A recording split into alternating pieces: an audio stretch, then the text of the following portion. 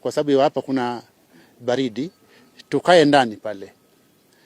Alafu tukiwa ndani pale ndio tutawazungumzia na tuambie ni hatua zipi ambazo tunachukua, na pia tuwaeleze kwa kina tatizo liko vipi.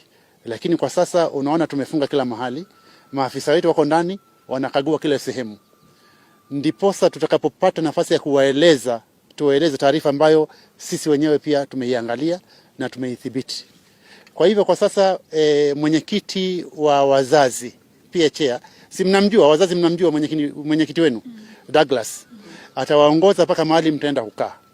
Alafu sisi tutaungana nyinyi mkiwa hapo. Sawa sawa. Tuwe watulivu na kila kitu kitakuwa sawa. Ni jambo la kusikitisha na la kuhuzunisha. Na huzuni yenu ndio yetu. Kweli si kweli?